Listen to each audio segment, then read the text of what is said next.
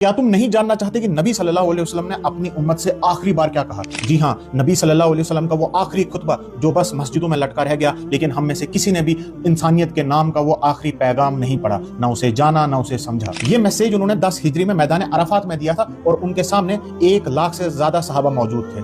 اللہ کی حمد و ثنا کے بعد انہوں نے فرمایا، لوگو میری بات غور سے سنو، میرا خیال ہے کہ میں تمہیں اس سال کے بعد شاید دوبارہ نہ ملوں۔ اللہ کے نزدیک عزت والا وہ ہے جو پرہیزگار ہے، کسی عربی کو اجمی پر یعنی کہ نان عرب پر کوئی فضیلت حاصل نہیں اور نہ کسی گورے کو کالے پر، صرف پرہیزگاری ہی بنیاد ہے۔ پھر فرمایا کہ اے قریش، قیامت کے دن ایسا نہ ہو کہ تم اپنی گردنوں پر دنیا کا مال لے کر آؤ اور باقی لوگ آخرت کا سامان لائیں، اور اگر ایسا ہوا تو اللہ کے عذاب سے میں تمہیں نہیں بچا پاؤں گا۔ یہ نبی صلی اللہ علیہ وسلم اپنے لوگوں کو بول رہے ہیں، ہماری تو بات ہی چھوڑو۔ پھر فرمایا تمہاری جان، تمہارا مال اور تمہاری عزت سیکرڈ ہے، مقدس ہے، پاک ہے، یعنی کہ کوئی اس کو وائلیٹ نہیں کر سکتا۔ فرمایا تمہاری عورتوں پر تمہارے کچھ حقوق ہیں، اسی طرح تم پر بھی تمہاری عورتوں کے حقوق ہیں۔ عورتوں سے اچھا برتاؤ کرنے کے ہمیشہ پابند رہو اور عورتوں کے معاملے میں اللہ سے ڈرو۔ تم نے عورتوں کو اللہ کی امانت کے طور پر حاصل کیا ہے، ان کی عزت کرو، ان کے لیے پرووائڈ کرو۔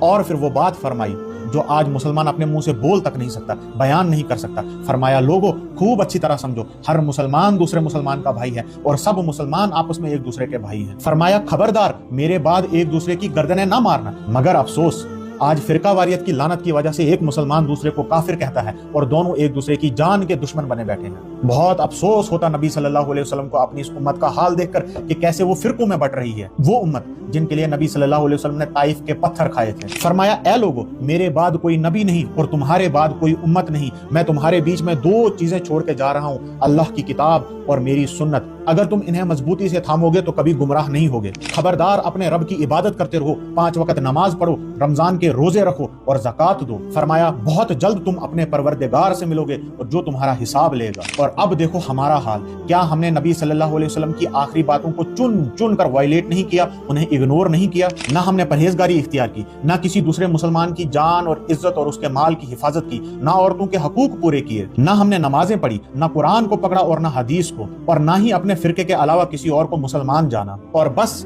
اس دنیا کا بوجھ اپنی گردنوں پر اٹھائے ہوئے ہیں، ایک ایک چیز کو چن چن کر وائلیٹ کیا۔ اس خطبے کے بعد نبی صلی اللہ علیہ وسلم نے فرمایا کہ خبردار، جو لوگ یہاں موجود ہیں وہ میری ان باتوں کو ان لوگوں تک پہنچائیں جو یہاں پہ موجود نہیں ہیں۔ میں نے یہ ویڈیو بنا کے اپنا کام کر لیا ہے، اب تم پر بھی یہ فرض ہے کہ تم اپنے نبی کی آخری باتوں کو ہر اس انسان تک پہنچاؤ جو اس سے نا واقف ہے، تاکہ ہم اس پر عمل کر سکیں اور کل نبی صلی اللہ علیہ وسلم سے آنکھیں ملانے کے ایٹ لیسٹ قابل رہیں۔